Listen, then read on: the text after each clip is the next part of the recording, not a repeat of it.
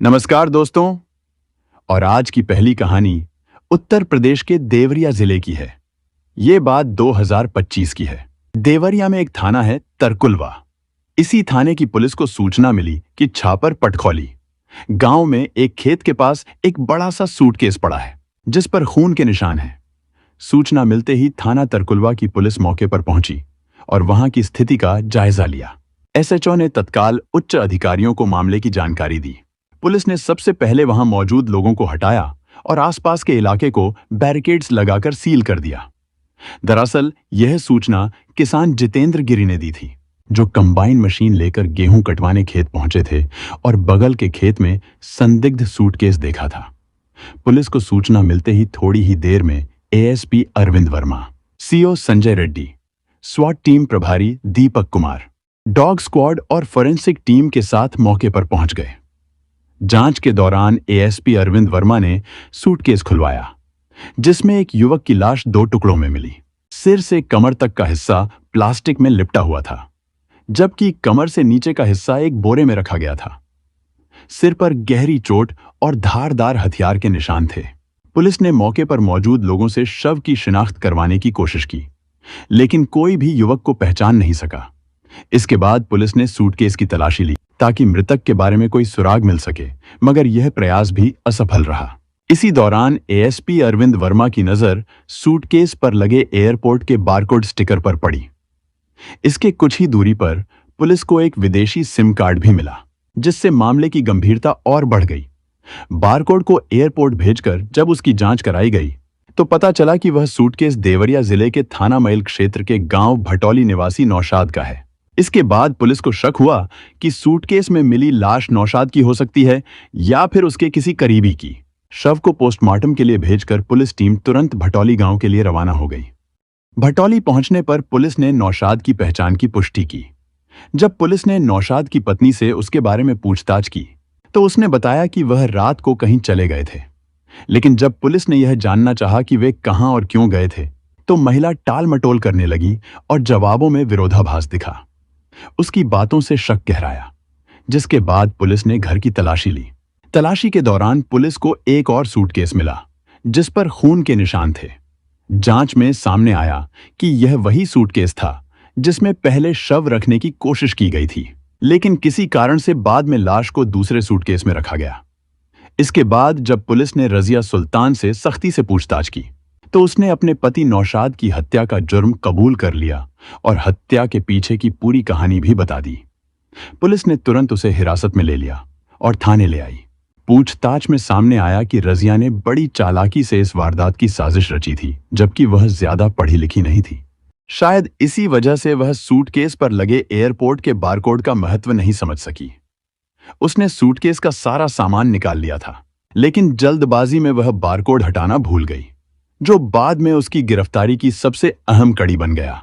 सुबह जब नौशाद के पिता ने बेटे के बारे में पूछा तो रजिया ने बताया कि वह रात में कहीं चले गए हैं। इसके बाद परिवार के लोग उसे ढूंढने में जुट गए थे, लेकिन दोपहर होते होते जब पुलिस गांव पहुंची तो सबके सामने यह सच्चाई आ गई कि नौशाद की बेरहमी से हत्या की जा चुकी थी। आरोपियों से गहन पूछताछ के बाद जो कहानी सामने आई वह न सिर्फ चौंकाने वाली थी बल्कि बेहद दिलचस्प भी। मामला एक पारिवारिक रिश्ते से शुरू होकर हत्या तक जा पहुंचा। उत्तर प्रदेश के देवरिया जिले के थाना मैल क्षेत्र के गांव भटौली निवासी नौशाद, अहमद और बलिया जिले की रहने वाली रजिया सुल्तान उर्फ शिबा एक दूसरे को बचपन से जानते थे। इसकी वजह थी, रजिया नौशाद की फूफी की बेटी थी।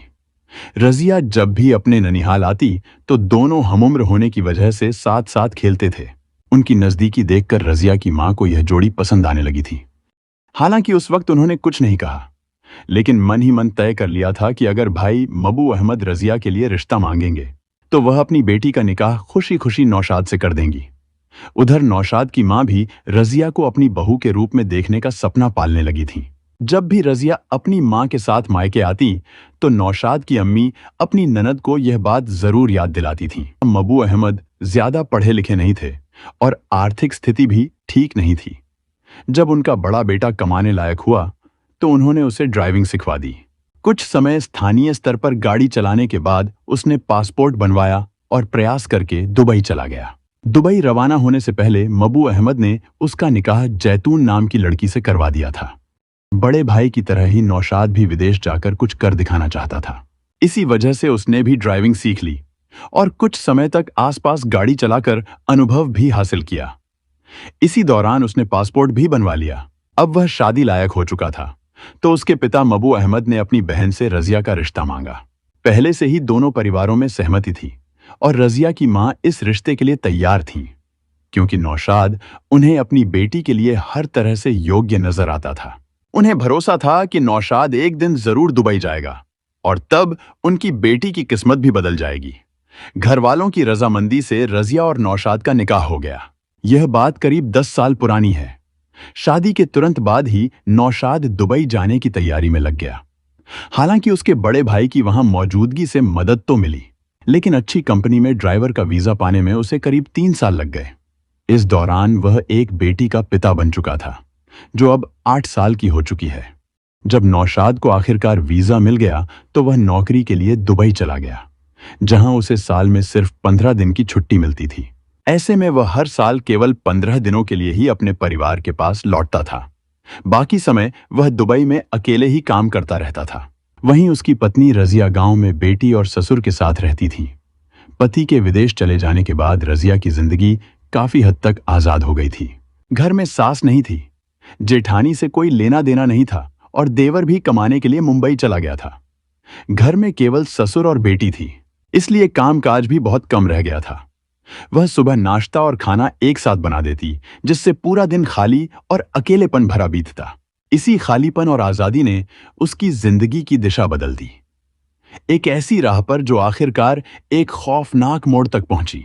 इस खाली समय को भरने के लिए रजिया ने वही रास्ता अपनाया जो आजकल आम हो चला है, मोबाइल फोन में व्यस्त रहना या पड़ोस में जाकर गप्पे मारना। नौशाद दुबई से नियमित रूप से पैसे भेजता था, जिससे घर में आर्थिक तंगी नहीं थी। इस वजह से रजिया आराम और ठाठ से जी रही थी। लेकिन एक चीज की कमी उसे लगातार खलती रही, और वह थी शारीरिक सुख। पति नौशाद साल में सिर्फ 15 दिन के लिए घर आता था। ऐसे में उसकी देह की भूख शांत होने की बजाय और तेज हो गई। शुरू में उसने खुद को रोकने की कोशिश की, लेकिन जब भीतर की बेचैनी हद से ज्यादा बढ़ने लगी तो उसने किसी ऐसे पुरुष की तलाश शुरू कर दी जो उसकी शारीरिक कामनाओं को पूरा कर सके। यह तलाश आखिरकार आकर रुकी नौशाद के ही भांजे रोमान सिद्दीकी पर। रोमान नौशाद की बहन का बेटा था, जिसकी शादी अभी नहीं हुई थी। वह ज्यादा पढ़ा लिखा भी नहीं था, सिर्फ 8वीं तक पढ़ा था। उसने भी अपने मामा नौशाद की तरह ड्राइविंग सीखी थी और शुरुआत में छोटी गाड़ियां चलाने के बाद अब ट्रक ड्राइवर बन गया था। मामी का घर होने के कारण रोमान का रजिया के घर बेरोकटोक आना जाना था। इसी नजदीकी ने एक दिन रिश्तों की सारी सीमाएं तोड़ दी। रोमान सिद्दीकी का स्वभाव थोड़ा बेफिक्र और अलमस्त टाइप का था। कुंवारा था तो कोई जिम्मेदारी भी नहीं थी। जो कमाता था उसमें से थोड़ा बहुत घर वालों को दे देता, बाकी खुद पर और दोस्तों पर उड़ा देता था। जेब में पैसा होता ही था तो अक्सर रात में दारू मुर्गा की पार्टी चलती। पार्टी खत्म होने के बाद कई बार रोमान अपनी मामी रजिया के घर चला आता। नशे में धुत रोमान को मामी से बातें करना अच्छा लगने लगा था। उधर रजिया भी, जो सालों से अकेली रह रही थी, उसे भी रोमान से बात करना अच्छा लगने लगा। दोनों के बीच हंसी मजाक होने लगा, बातें भी बढ़ने लगीं। कई बार जब रोमान ज्यादा नशे में होता तो रजिया के घर ही सो जाता। रोमान जवान था, इसलिए किसी औरत के पास जाने की चाह हमेशा दिल में रहती थी। जब कभी मन ज्यादा मचलता तो सड़क के किनारे ढाबे वाली औरतों से मिल जाता, पर उनसे उसे वो मजा नहीं मिलता था जो वो चाहता था। धीरे धीरे उसका झुकाव मामी रजिया की तरफ होने लगा, क्योंकि रजिया की बातों से उसे लग गया था कि मामी भी ऐसी ही किसी चीज की तड़प में है। कभी कभी रजिया ऐसे बोलती कि कोई आम औरत किसी पराये आदमी से वो बातें नहीं करती। रोमान को लगने लगा कि अगर वो मामी से अपनी मन की बात कह दे तो मामी गुस्सा नहीं करेगी, बल्कि उसकी मनचाही चीज दे देगी। पर यह बात बोल पाना आसान नहीं था, इसलिए उसने एक नाटक किया। एक रात जब रोमान रजिया के घर पहुंचा तो लड़खड़ाता हुआ दरवाजे पर पहुंचा और धीरे से खटखटाया। उस वक्त रजिया की छोटी बेटी सो चुकी थी और बूढ़ा ससुर बाहर सो रहा था, इसलिए किसी को पता नहीं चलने वाला था। जब रजिया ने दरवाजा खोला तो रोमान नशे में था और अंदर आते आते लड़खड़ा गया। रजिया ने फट से उसे पकड़ लिया कि कहीं गिर न पड़े। रोमान को यही मौका चाहिए था। उसने अपनी बाहें फैलाकर रजिया के कंधों पर रख दी और अपना सारा वजन उस पर डाल दिया। रजिया उसे लेकर बिस्तर के पास गई और रोमान ने उसे वहीं पटक दिया। फिर जो होना था वह हुआ। रोमान ने तब तक उसे उठने नहीं दिया जब तक उसकी मनचाही बात पूरी नहीं हो गई। दोनों के बीच जो कुछ भी हुआ उसमें किसी तरह का मलाल नहीं था, बल्कि दोनों खुश और संतुष्ट थे। रोमान, जो मामी का भांजा था, जब भी मौका मिलता सीधा मामी के घर पहुंच जाता और फिर वही सब चलता रहता जो कोई सोच भी नहीं सकता। दोनों की उम्र में भी ज्यादा फर्क नहीं था, इसलिए दोनों एक दूसरे का पूरा साथ देते और मजे लेते थे। रोमान कमाई भी ठीक ठाक करता था। पहले जो पैसे वो दोस्तों पर उड़ा देता था, अब वो सारे पैसे मामी पर खर्च करने लगा था। नौशाद दुबई से रजिया को पैसे भेजता रहता था, इसलिए रजिया की जिंदगी में 4 चांद लग गए थे। वो बढ़िया कपड़े पहनती, सोने चांदी के गहने पहनती और जब मन करता शहर जाकर खरीदारी करती। शहर में रोमान भी मिलता, उसे सिनेमा दिखाता, होटल में खाना खिलाता, शॉपिंग कराता। पर यह सब ज्यादा दिन छुपा नहीं रह पाया। रोमान के बार बार मामी के घर आने जाने से और रात भर वहीं पड़े रहने से आस पड़ोस वाले भी कुछ न कुछ कहने लगे। रजिया के ससुर मबू अहमद समझदार और अनुभवी आदमी थे। घर में जवान बहू अकेली रहती थी और पति परदेश में था। ऐसे में कोई जवान लड़का बार बार घर आता रहना किसी के लिए भी शक की बात थी। लेकिन सीधे बहू को कुछ कह पाना मुमकिन नहीं था, क्योंकि उन्होंने कुछ सीधे देखा नहीं था।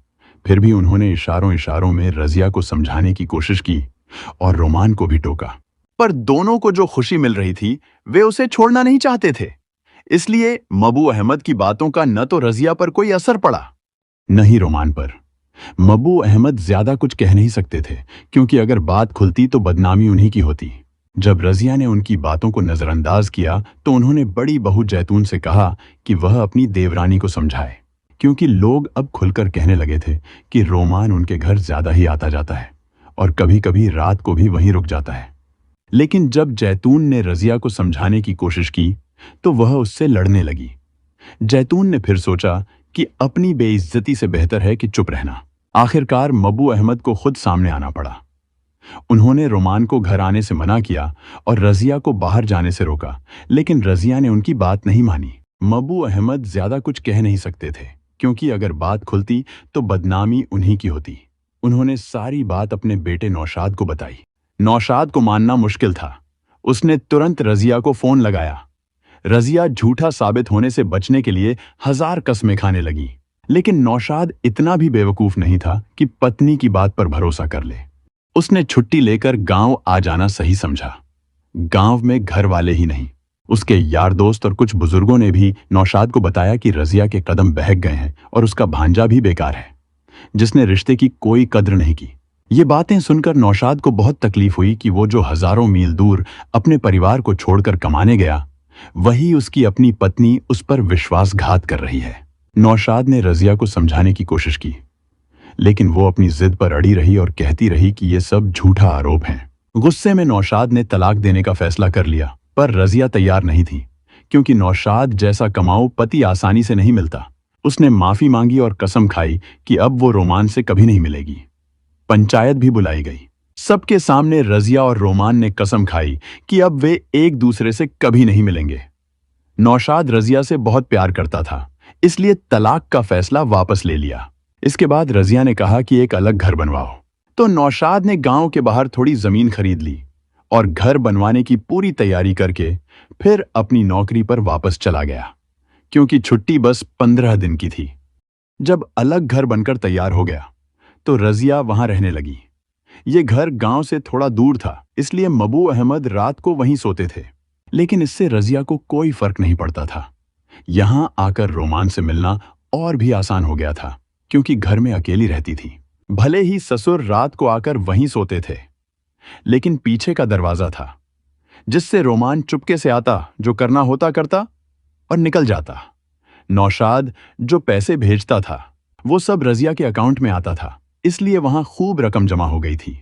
धीरे धीरे रजिया को यह भरोसा हो गया था कि अगर नौशाद न भी रहे तो वह रोमान के साथ आराम से गुजारा कर लेगी, क्योंकि रोमान भी कमाता था और उसके साथ ही वह खुश रहेगी। अब रजिया बाकी जिंदगी अपने प्रेमी रोमान के साथ बिताना चाहती थी, लेकिन इसके लिए उसे नौशाद से छुटकारा पाना था। सीधे तलाक लेने की बात वह सोच भी नहीं सकती थी, क्योंकि तलाक हुई तो नौशाद से कुछ भी नहीं मिलेगा, न घर न पैसे, बल्कि उसे सब कुछ छोड़ना पड़ेगा। इसलिए उसने ठाना कि नौशाद को ही खत्म किया जाए। लेकिन यह काम अकेले रजिया के बस की बात नहीं थी। उसे यकीन नहीं था कि रोमान भी नौशाद की हत्या के लिए राजी होगा या नहीं। फिर भी उसने मन बना लिया था कि अब नौशाद के साथ नहीं, बल्कि रोमान के साथ ही रहेगी। अब उसकी सबसे बड़ी चुनौती थी रोमान को इस काम के लिए तैयार करना, साथ ही उसे यह भरोसा दिलाना कि मामला निपटने के बाद वह उससे शादी भी करेगी। धीरे धीरे रजिया ने रोमान को मनाना शुरू किया कि नौशाद के न रहने पर दोनों आराम से और खुशी खुशी साथ रह पाएंगे। रोमान को भी मामी रजिया से जो सुख मिल रहा था, उसे वह किसी भी हालत में छोड़ना नहीं चाहता था। इसलिए चाहे जो भी करना पड़े, वह तैयार था। धीरे धीरे वह रजिया के जाल में फंस गया और नौशाद की हत्या के लिए राजी हो गया। हत्या करना तो आसान था, लेकिन लाश का ठिकाना ढूंढना सबसे बड़ा मुश्किल काम था। ये काम अकेले रोमान का भी नहीं था और न रजिया इसमें मदद कर सकती थी। कई बार सोच विचार और सलाह मशविरे के बाद तय हुआ कि लाश का चेहरा बिगाड़कर कहीं दूर फेंक देंगे, जहां कोई उसे पहचान न पाए। उसके बाद दोनों शादी करके चैन की जिंदगी बिताएंगे। अब रजिया और रोमान नौशाद के आने से पहले पूरी तैयारी करना चाहते थे, क्योंकि इस बार रजिया नौशाद से पूरी तरह छुटकारा पाना चाहती थी। रोमान को इस काम के लिए एक साथी की जरूरत थी। वह ड्राइवर था। कई ड्राइवर दोस्त थे, लेकिन हिमांशु नाम का एक साथी था जो गांव विशौली का रहने वाला था और उससे खास तरह की दोस्ती थी। हिमांशु को रजिया और रोमान के रिश्ते का भी पता था। जब रोमान ने पूरा मामला समझाया और मदद मांगी, तो हिमांशु भी हर हाल में साथ देने को तैयार हो गया। फिर बस नौशाद के आने का इंतजार था। 10 अप्रैल 2025 को जब नौशाद दुबई से लौटा, तो रजिया ने बड़ी खुशी से उसका स्वागत किया। नौशाद को लगा पत्नी अब सुधर गई है और उसने भी 1 साल दूर रहने के बाद पत्नी को खूब प्यार किया। इस बीच रजिया और रोमान की फोन पर बातें चलती रहीं।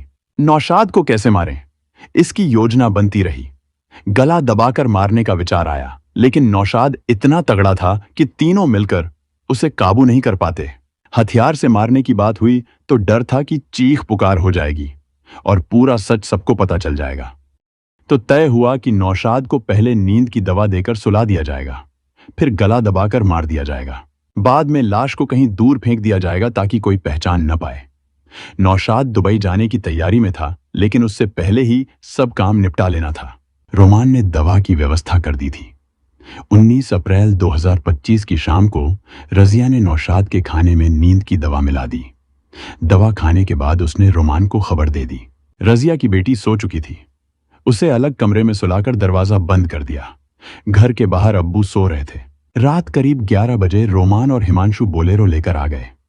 रजिया ने पीछे का दरवाजा खोलकर दोनों को अंदर बुला लिया। नौशाद नशे में गहरी नींद में था। रजिया ने उसके पैर पकड़ लिए, हिमांशु ने सिर पकड़ा और रोमान ने नौशाद के सीने पर बैठकर उसका गला दबा दिया। नौशाद थोड़ी देर छटपटाकर शांत हो गया। रजिया ने मूसल से सिर पर कई वार किए ताकि वह पूरी तरह मरा हुआ रहे। फिर उसने चापर की नोक से नौशाद का चेहरा इस तरह बिगाड़ दिया कि कोई उसे पहचान न सके। अब लाश को कहीं दूर फेंकने की तैयारी थी। घर में 2 सूटकेस थे। पहले छोटे सूटकेस में लाश भरने की कोशिश की, पर नहीं आई। फिर बड़ा सूटकेस निकाला। रोमान और हिमांशु ने लाश को सूटकेस में भरने की कोशिश की, लेकिन लाश भी नहीं आई। तब उन्होंने कुल्हाड़ी और चापर से लाश को 2 हिस्सों में काट दिया।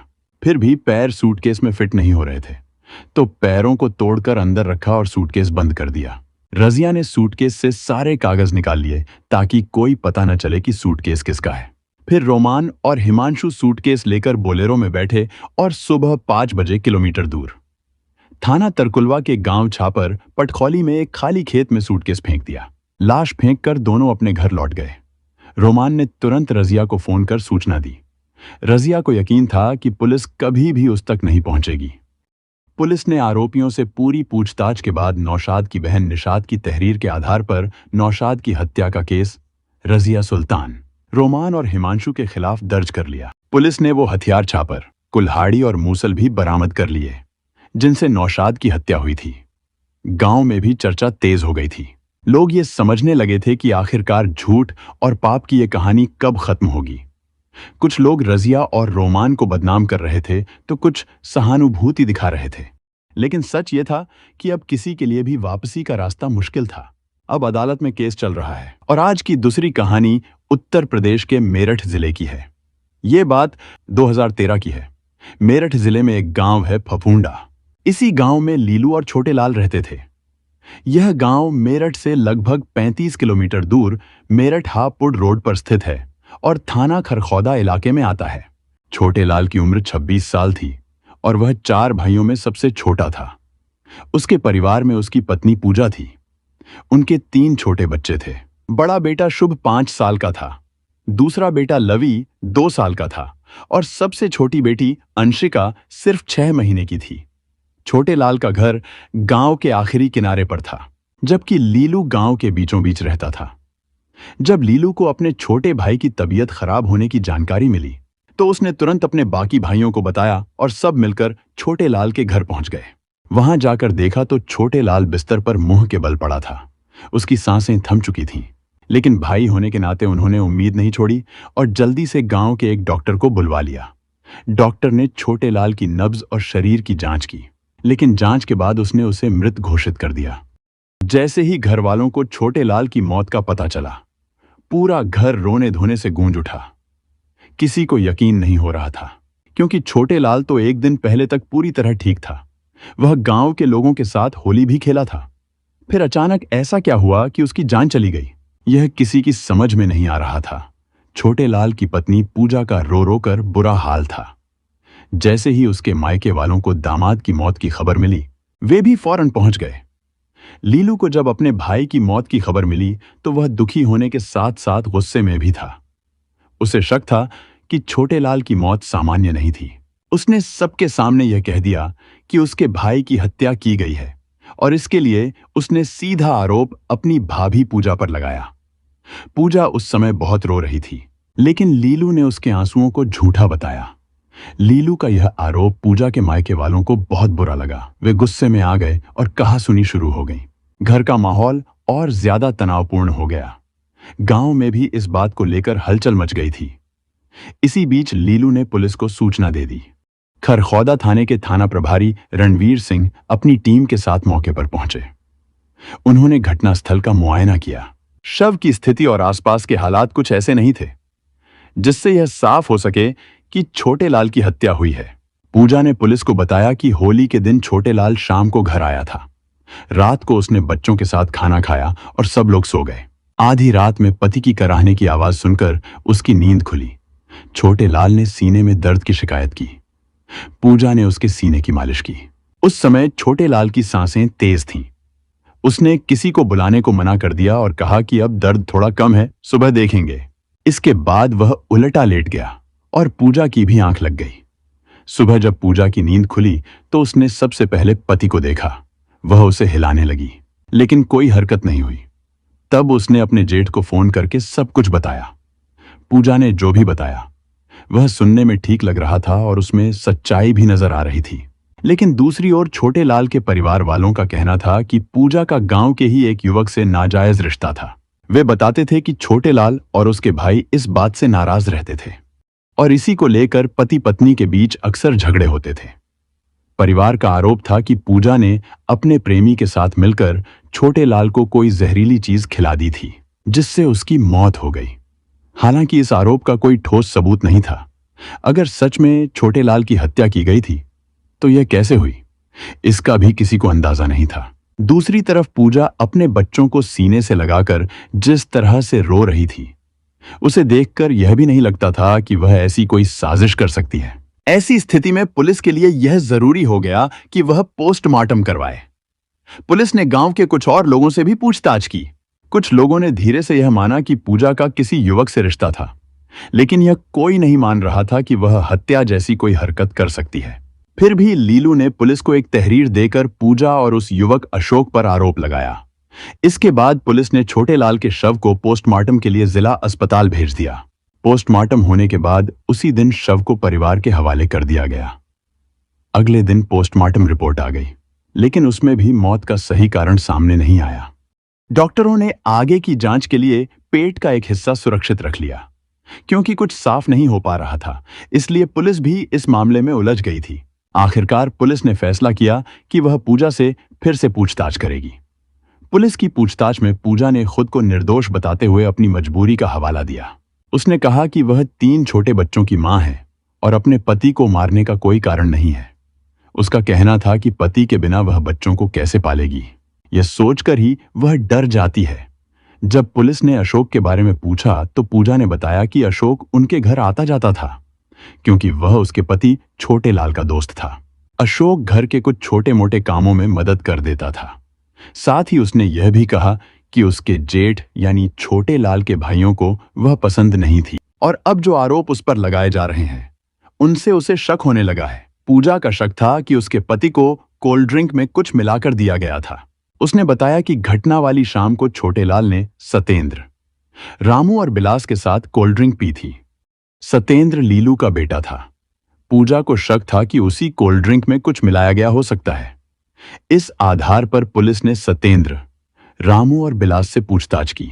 तीनों ने साफ इनकार करते हुए कहा कि अगर कोल्ड ड्रिंक में कोई जहरीली चीज मिली होती तो उसका असर तुरंत होता, न कि कई घंटे बाद।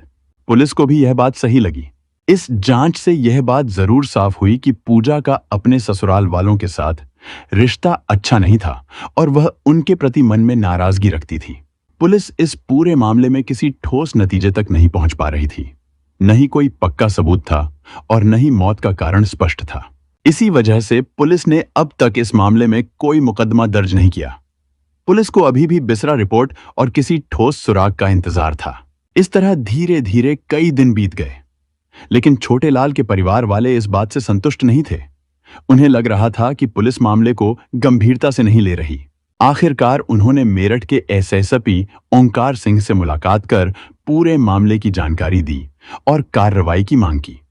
एसएसपी के निर्देश के बाद भी पुलिस जांच में कोई ठोस निष्कर्ष नहीं निकाल पा रही थी। तभी 3 अप्रैल की दोपहर इस मामले में अचानक ऐसा मोड़ आया जिसने गांव वालों के साथ साथ पुलिस को भी हैरान कर दिया। गांव में खबर फैल गई कि पूजा अपने तीनों बच्चों को लेकर अशोक के साथ भागने की तैयारी में है। जब यह बात गांव वालों को पता चली तो वे बड़ी संख्या में बस अड्डे की ओर दौड़ पड़े। वहां पहुंचने पर देखा गया कि पूजा और अशोक सच में बस का इंतजार कर रहे थे। भीड़ ने उन्हें घेर लिया। हालात बिगड़ते देख अशोक मौके से भाग निकला, लेकिन पूजा को लोगों ने पकड़ लिया और ग्राम प्रधान शारदा देवी के घर ले आए। पूजा बहुत घबराई हुई थी। थोड़ी ही देर में वहां गांव की पंचायत बैठ गई। लोगों ने पूजा से सख्ती से सवाल किए। पूजा के कबूलनामे के बाद गांव वालों ने तुरंत पुलिस को सूचना दी। थानाध्यक्ष रणवीर सिंह अपनी टीम के साथ गांव पहुंचे और पूजा को हिरासत में ले लिया। सीओ श्वेताब पांडेय भी गांव पहुंचे और उन्होंने भी पूजा से विस्तार से पूछताछ की। पूछताछ के दौरान यह बात साफ हो गई कि पूजा पुलिस को भी लंबे समय तक गुमराह करती रही।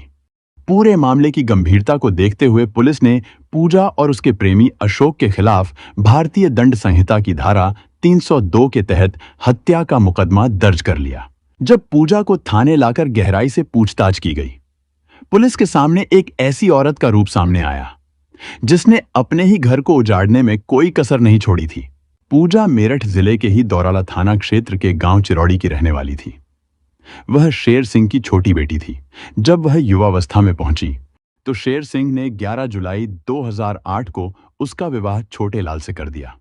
छोटे लाल एक सीधा सादा और मेहनती युवक था, जिसकी पारिवारिक स्थिति भी बहुत अच्छी नहीं थी। शादी के बाद दोनों का जीवन हंसी खुशी चलने लगा। 1 साल के अंदर ही पूजा ने एक बेटे को जन्म दिया, लेकिन इसी दौरान घर के बंटवारे को लेकर छोटे लाल और उसके भाइयों के बीच मनमुटाव हो गया।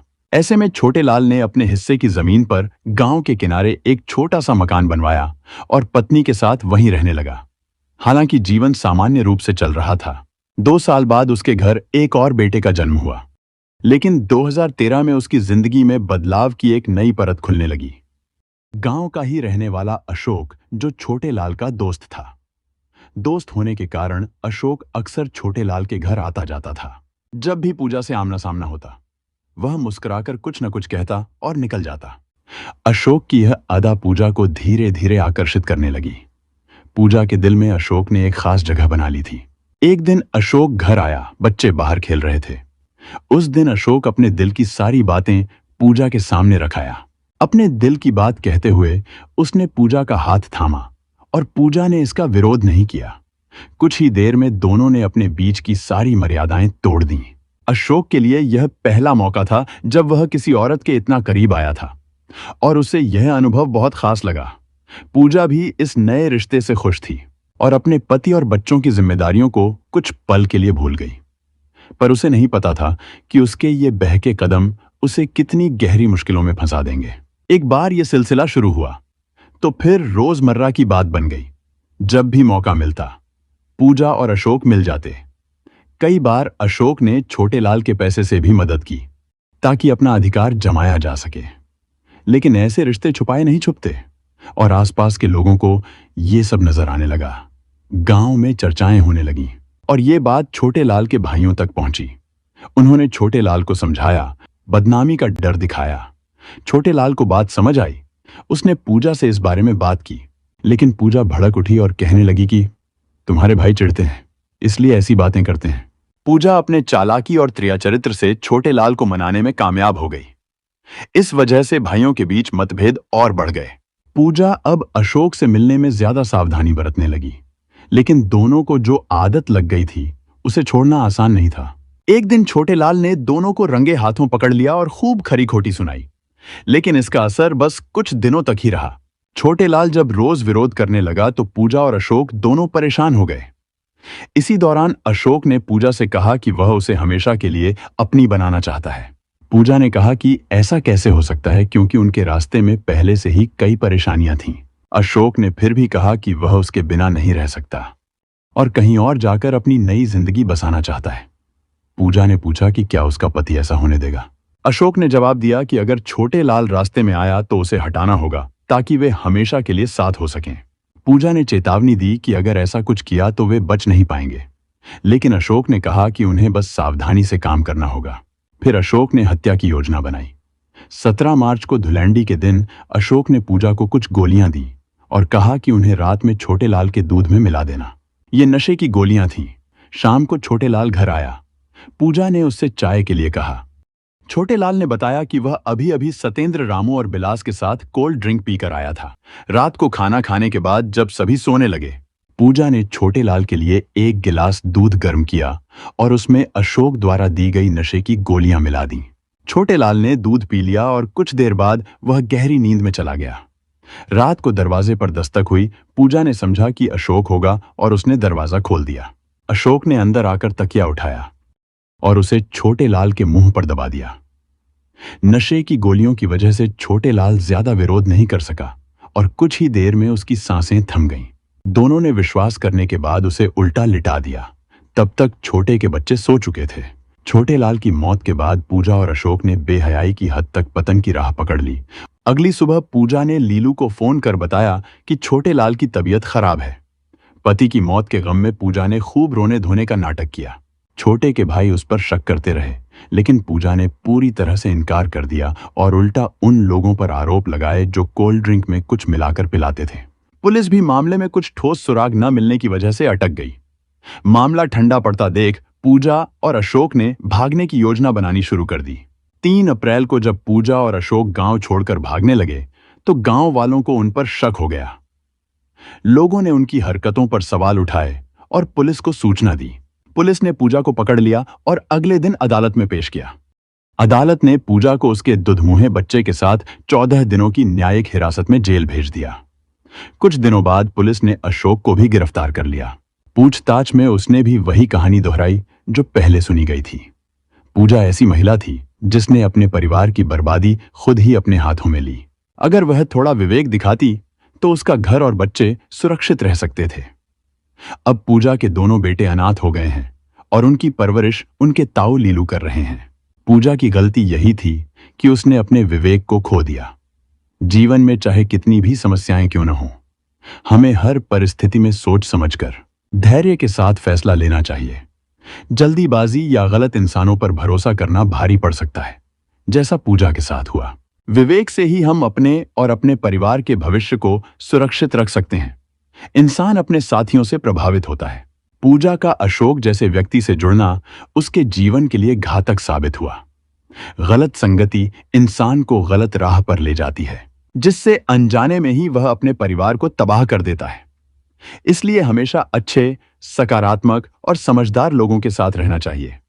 परिवार केवल खून का रिश्ता नहीं होता, यह एक जिम्मेदारी भी होती है। पूजा ने अपने पति और बच्चों के प्रति अपनी जिम्मेदारी को नजरअंदाज किया, जिसका परिणाम बर्बादी के रूप में सामने आया। हर व्यक्ति को चाहिए कि वह अपने परिवार के प्रति ईमानदार और वफादार रहे। जीवन में समस्याएं आती हैं, लेकिन उनका समाधान हिंसा या छल से नहीं किया जाना चाहिए। पूजा ने जब अपनी समस्याओं को गलत रास्ते से हल करने की कोशिश की, तो उसका नतीजा विनाश ही हुआ। हमें कठिनाइयों का सामना धैर्य, समझदारी और सही मार्ग से करना चाहिए। जब परिवार या समाज के लोग आप पर भरोसा करते हैं, तो उस विश्वास को कभी तोड़ना नहीं चाहिए।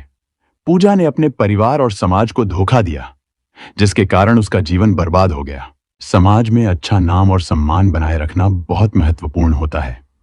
बच्चों की परवरिश में माता-पिता की भूमिका सबसे अहम होती है। पूजा की गलतियां उसके बच्चों पर भी गहरा असर डालती हैं। इसलिए माता-पिता को चाहिए कि वे बच्चों के लिए सही उदाहरण बने और उन्हें सही संस्कार दें, ताकि वे सही दिशा में बढ़ सकें। छोटी सी गलतियां कभी-कभी पूरे जीवन को तबाह कर सकती हैं। इसलिए हमें अपने कर्मों के प्रति सचेत रहना चाहिए और अपने परिवार व समाज के लिए जिम्मेदारी से काम लेना चाहिए। हमारा उद्देश्य यह है कि लोग इन घटनाओं से सीखें और गलत रास्तों पर चलने से बचें। यह कहानी एक अहम चेतावनी है, जो हमें बताती है कि जीवन में सही फैसले लेना कितना जरूरी है। हमें मिलकर एक बेहतर समाज बनाने की कोशिश करनी चाहिए, जहां प्यार और ईमानदारी की अहमियत हो। ऐसी सच्ची घटनाओं और उनसे मिले संदेशों के साथ मैं फिर लौट कर आऊंगा। तब तक के लिए सुरक्षित रहें, सतर्क रहें और याद रखें कि हर कदम सोच समझकर उठाएं।